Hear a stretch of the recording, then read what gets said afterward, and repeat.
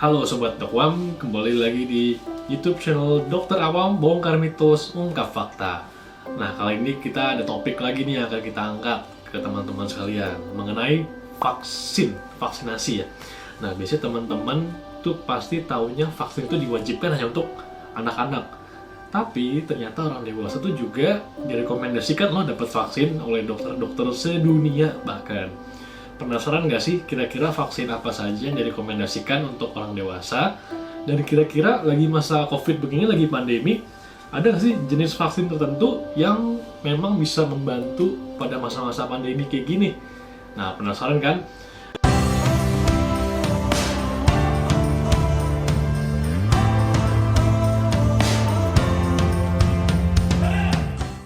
Oke, sekarang kita udah bareng narasumber kita, yaitu Dr. Dirga Rambe Sakti, Master of Science, spesialis penyakit dalam. Nah, kalian mungkin beberapa sudah tahu ya bahwa Dr. Dirga ini cukup aktif di Twitter khususnya maupun di media sosial lainnya, terutama membahas vaksin. Nah, tapi dok, mungkin ada beberapa dari Sobat Dokom yang belum tahu nih dok, Dr. Dirga tuh siapa sih sebenarnya? Boleh nggak Dr. Dirga tuh memperkenalkan diri dulu dok di hadapan Sobat-Sobat Dokom saat ini? Baik. Assalamualaikum warahmatullahi wabarakatuh. Selamat siang teman-teman Sobat Dokom. Saya Dirga Sakti Rambe, saya dokter spesialis penyakit dalam. Selain itu juga saya pernah menempuh pendidikan master di bidang vaksinologi di University of Siena, Italia ya. Jadi punya background tentang vaksin dan memang interest saya adalah terutama soal vaksinasi dewasa tuh. Ya gimana Sobat Dokwam, keren banget nggak narasumber kita kali ini? Kita bahas vaksin memang dengan narasumber vaksinolog, yaitu Dr. Dirga. Oke dok, langsung aja nih kita ke pertanyaan pertama. Sebenarnya vaksin itu apa sih dok? Apakah dia sama dengan obat-obatan lainnya gitu? Ya, satu, vaksin itu tujuan utamanya adalah pencegahan ya. Walaupun juga nanti teman-teman jangan bingung, nanti ada namanya vaksinasi terapeutik ya. Secara umum pencegahan artinya diberikan kepada orang yang sehat. Lalu apa itu vaksin ya? Vaksin itu adalah sediaan atau zat yang bila diberikan kepada tubuh kita itu akan mencetuskan atau merangsang reaksi kekebalan sehingga muncullah antibodi ya. Antibodi ini adalah pasukan untuk kelak melawan infeksi bila kita terpapar di kemudian hari. Gitu, prinsipnya begitu. Oke, jadi kurang lebih prinsip vaksin itu adalah berupa pencegahan seperti itu dok ya. Oke. Nah, kali ini kan kita bahas vaksin pada orang dewasa dok. Mungkin banyak juga Sobat Dokom nih bertanya-tanya, waktu kecil kan udah pernah kena vaksin tuh. Kenapa sih kalau udah gede tuh harus divaksin lagi? Apa alasannya dibalik itu semua? Iya. Ada beberapa alasan ya mengapa orang dewasa itu perlu imunisasi lagi. Satu, sebagian imunisasi pada saat anak-anak itu perlu diulang ya, karena sejalan dengan waktu maka antibodinya akan turun. Itu satu. Yang kedua, sehubungan dengan penyakit-penyakit kronik ya. Jadi beberapa penyakit kronik seperti sakit diabetes, sakit jantung, sakit ginjal itu perlu upaya-upaya pencegahan yang spesifik dengan vaksinasi. Yang ketiga, sehubungan dengan pekerjaan. Kita termasuk misalkan tenaga kesehatan kita berisiko tinggi, ya kan? Jadi harus vaksinasi hepatitis B misalnya. Berikutnya sekarang orang traveling ya, walaupun lagi pandemi kita nggak bisa kemana-mana, tetapi dengan traveling ini perpindahan manusia luar biasa, jadi perlu ada upaya-upaya pencegahan. Misalkan kita mau ke Afrika mesti vaksin yellow fever, kita mau umroh, mau naik haji mesti vaksinasi meningitis kan? Dan yang terakhir banyak orang dewasa yang ternyata pada saat kecil belum pernah sama sekali vaksinasi. Itu jawabannya. Oke, jadi gitu alasannya dok ya. Baik-baik. Logis sih dok sebenarnya. Logis banget malah. Oke, setelah itu dok mungkin untuk menekankan pentingnya vaksin juga. Emang kenapa sih kalau misalkan kita nggak vaksin, resikonya apa gitu loh dok? Kan sebenarnya vaksin itu untuk pencegahan. Mungkin beberapa dari kita juga berpikir kalau sakit ya tinggal diobatin aja gitu. Jadi apa sih resikonya gitu dok kalau nggak vaksin? Betul. Ya, vaksin itu kan upaya pencegahan ya yang sangat spesifik dan banyak penyakit-penyakit yang dapat dicegah dengan imunisasi ya. Dan sebagian penyakit ini bisa bersifat fatal ya. Jadi itu misalkan kita sebut aja contoh tadi saya bilang hepatitis B. Orang-orang yang terinfeksi hepatitis B itu kan nanti bisa karena kanker hati. Padahal ini bisa dicegah sejak awal. Atau misalkan perempuan kena kanker serviks ya atau kanker leher rahim, padahal bisa dicegah dengan vaksinasi HPV ya. Kemudian juga misalkan vaksin campak ya, vaksin campak itu mencegah campak. Kalau udah ada outbreak campak ya atau outbreak difteri, nah itu nanti ceritanya jadi panjang sekali. Bahkan campak, difteri misalkan itu bisa sampai menyebabkan kematian ya. Jadi hal-hal seperti ini mesti kita sadari bahwa imunisasi atau vaksinasi adalah upaya pencegahan yang sangat penting. Oke, menarik dok, tadi dokter angkat difteri ya. Nah, sebenarnya Indonesia sendiri kan juga sempat outbreak difteri gitu dok ya, kalau nggak salah tahun 2017 sampai tahun 2018 gitu ya. Apakah itu sebabnya juga mungkin banyak dari mereka yang nggak vaksin gitu dok? Tentu ya, jadi alasan utamanya karena cakupan imunisasinya itu di suatu daerah rendah. Saya mau sampaikan hal yang menarik ya. Ada ungkapan bahwa vaksin itu telah menjadi korban keberhasilan dirinya sendiri. Jadi vaccine has become the victim of its own success ya. Jadi misalkan nih zaman dulu itu kita sebut contoh penyakit polio ya. Kalau ibu-ibu orang tua zaman sekarang udah nggak pernah polio lagi ya, tapi yang zaman dulu tahun 60-an, tahun 70 masih melihat polio. Lalu habis itu pemerintah punya program imunisasi polio yang masif ya, cakupannya bagus. Otomatis polionya kita bisa sampai eliminasi, bahkan Indonesia sudah bebas polio. Nah sekarang orang-orang bertanya, untuk apa kita imunisasi polio orang penyakitnya sudah tidak ada gitu. Sehingga di situ kepercayaan masyarakat mulai turun, seakan-akan imunisasi itu tidak penting. Padahal kita bisa bebas polio sekarang ya karena keberhasilan program imunisasi jangka panjang. Itu kira-kira. Waduh, bener dok. Mungkin pepatah bilang kita juga jangan sekali-kali melupakan sejarah, karena kita juga harus belajar dari sejarah gitu dok ya. Nah oke, baik dok, sekarang kita ke pembahasan utama. Nah ini juga banyak ditanyakan oleh sobat-sobat dokwam. Vaksin dewasa.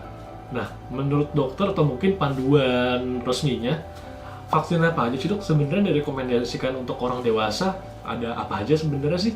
Ya, selama ini kan kita taunya imunisasi itu buat anak-anak ya. Ada jadwal dari IDAI, ada jadwal dari pemerintah. Padahal juga ada imunisasi untuk orang dewasa, dan itu pun jadwalnya sudah ada. Teman-teman boleh download di Google juga ada ya, jadwal imunisasi dewasa dari PAPDI, dari Perhimpunan Spesialis Penyakit Dalam Indonesia ya. Di situ lengkap vaksinnya apa saja untuk usia berapapun ya. Kurang lebih di Indonesia ada 15 jenis vaksin yang direkomendasikan untuk orang dewasa, sesuai dengan kelompok usianya, sesuai dengan kebutuhannya, ada penyakit kronik apa enggak, pekerjaannya ya, itu udah lengkap sekali. Sayangnya memang informasi seperti ini belum tersebar luaskan dengan baik gitu. Oke, tadi Dr. Dirga bilang dari 15 jenis vaksin itu dok ya yang direkomendasikan pada orang dewasa, dan ke 15 itu semua kalau bisa juga jangan sampai loss atau ketinggalan gitu dok ya. Betul, karena prinsipnya begitu di jadwal itu ada nama imunisasinya, itu pasti penting ya. Nah ini saya juga meluruskan nih, nanti mungkin ada pertanyaan-pertanyaan terkait dok, ada vaksin wajib, ada imunisasi wajib ya, baik pada anak maupun pada dewasa. Ini salah kaprah di Indonesia. Seakan-akan ada yang wajib, ada yang tidak wajib gitu ya. Padahal ketika suatu vaksin itu ada di jadwal, ada di daftar rekomendasi, baik itu dari IDAI, dari PAPDI, pemerintah, itu semuanya pasti penting. Jadi nggak ada tuh, tidak benar ada imunisasi wajib dan ada imunisasi tidak wajib. Memang istilah imunisasi wajib ini terutama pada imunisasi anak ya, itu definisinya sejauh ini adalah imunisasi yang merupakan bagian dari program pemerintah. Artinya pemerintah sudah bisa menyediakan secara gratis, secara cuma-cuma. Tapi bukan berarti kalau belum bisa disediakan pemerintah, terus lantas tidak penting, tidak wajib. Saya kasih contoh, 2 vaksin paling penting sebetulnya ya, karena merupakan penyebab kematian anak terbesar di dunia itu ada 2, yaitu vaksin pneumonia dan diare. Itu keduanya vaksinnya sudah ada, tetapi belum masuk di jadwal imunisasi rutin, karena memang kita masih harus impor ya. Kita sedang berusaha membuat sendiri. Tetapi apakah kita bilang vaksin pneumonia dan vaksin diare atau rotavirus itu kita bilang tidak wajib? Salah. secara medis sangat wajib, ya. Secara medis sangat wajib sebetulnya, tapi memang belum masuk program pemerintah. Oleh karena itu, hati-hati dalam memilah-milah imunisasi wajib tidak wajib, itu hati-hati sekali, gitu. Oke, jadi intinya dok, yang ada di rekomendasi ya dilakuin aja semuanya gitu ya. Kalau nggak penting, nggak akan ada di situ. Nah, ini selanjutnya kita ada pertanyaan juga dok, yang banyak ditanyakan juga nih sama sobat-sobat Dokwam, yaitu tentang vaksin pranikah.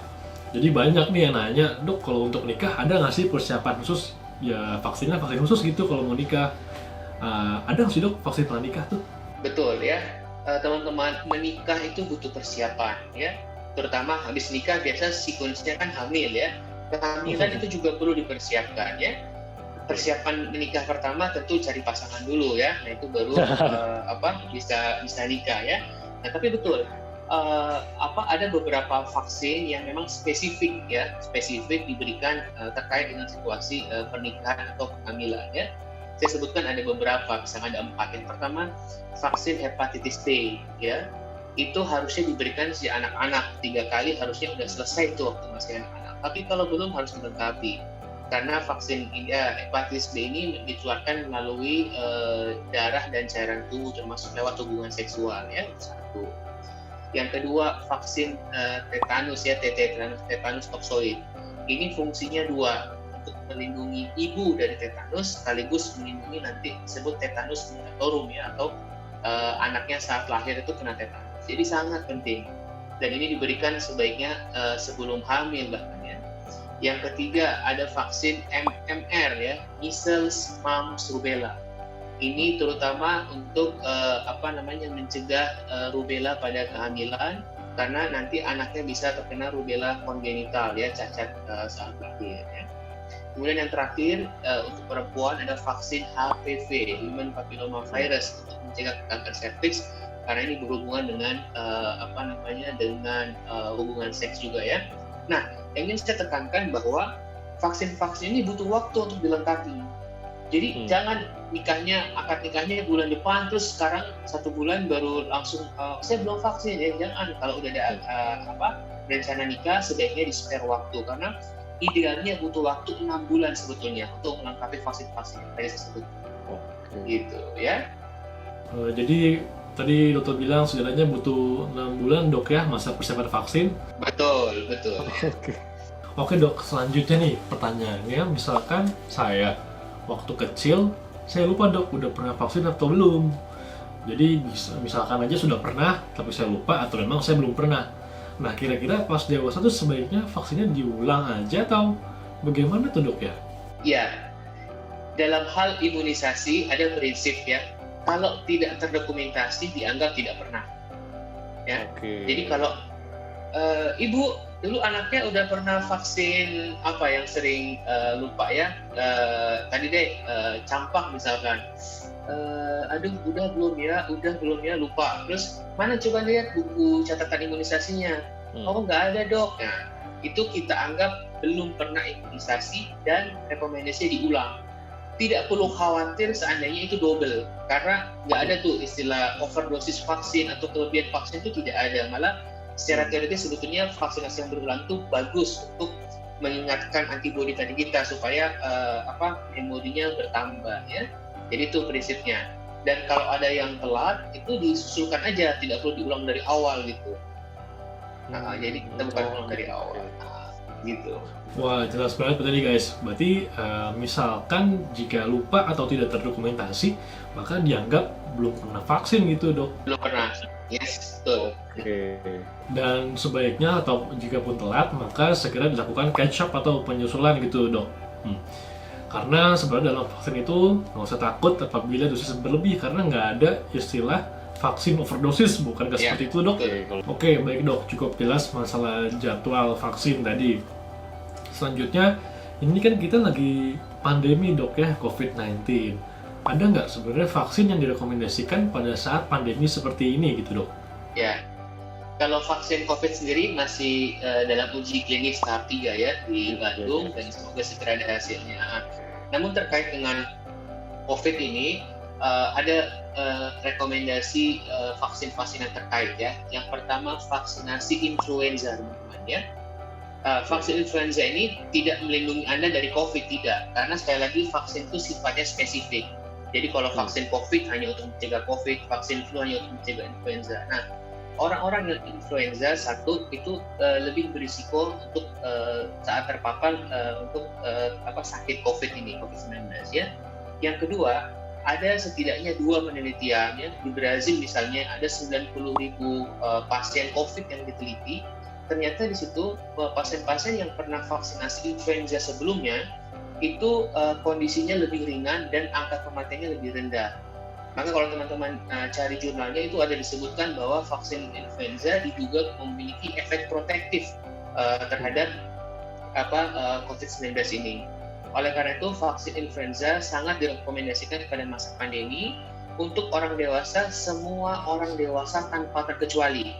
Dan itu perlu diulang sekali setahun ya. Kalau saya bilang ke pasien-pasien saya, vaksin influenza setiap ulang tahun. Jadi biar nggak lupa dan memberikan hadiah sama diri sendiri ya. Itu satu. Yang kedua, untuk bapak-bapak ibu-ibu yang usianya di atas 50 tahun, ada 2. Tadi vaksin flu 1, yang kedua vaksin pneumonia ya, untuk radang paru. Itu diberikan cukup 1 kali seumur hidup. Gitu.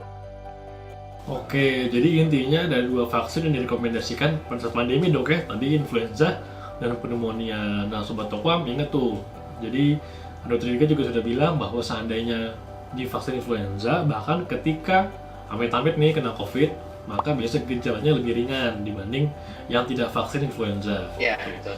Nah, oke dok, selanjutnya karena Sobat Tokwam ini kan mungkin banyak yang orang awam gitu dok ya, mereka mungkin juga bertanya-tanya, seandainya dok saya mau vaksin nih, kira-kira bisa gimana ya kalau mau vaksin gitu?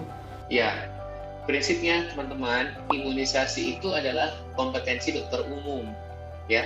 Jadi tidak harus dokter spesialis anak, spesialis penyakit dalam ya.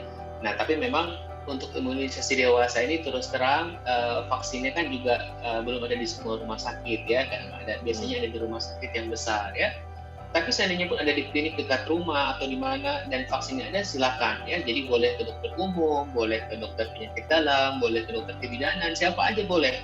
Karena dokter manapun boleh memberikan imunisasi baik pada anak maupun pada dewasa. Oke, intinya sebenarnya semua dokter boleh melakukan ya dok. Hanya saja untuk ketersediaan vaksin harus kalau bisa sih ditanyakan dulu, bisa telepon di fasilitas kesehatan masing-masing, ada nggak stoknya. Betul. Nah, baik dok, itu sebenarnya merupakan pertanyaan penutup dari dokter awam. Sobat-sobat Tokwam sekalian, sudah dijawab oleh Dr. Dirga dengan singkat, padat, jelas nih. Ya dok, untuk sebagai penutupan, kira-kira Dr. Dirga ada nggak dok pesan untuk Sobat Tokwam sekalian nih?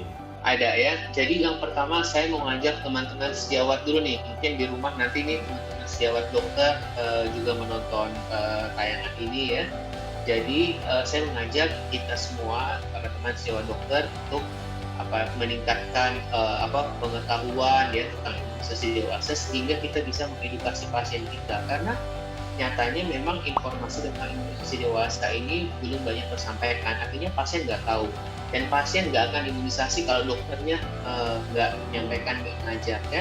Justru kita harus yang mempromosikan, kita harus mengedukasi. Yang kedua, untuk masyarakat secara luas ya, saya menyampaikan bahwa imunisasi itu merupakan investasi kesehatan yang sangat penting ya. Banyak sekali penyakit-penyakit yang termasuk penyakit yang mematikan, yang fatal itu dapat dicegah dengan imunisasi ya. Walaupun 1-2 imunisasi mungkin harganya masih agak mahal, tetapi kalau kita hitung-hitung nanti kita kalau sakit bayarnya berapa ya. Kalau pada anak misalkan sebagian besar, kalau anak kan sudah masuk ke program pemerintah gratis, hanya sebagian kecil aja yang masih harus bayar sendiri ya.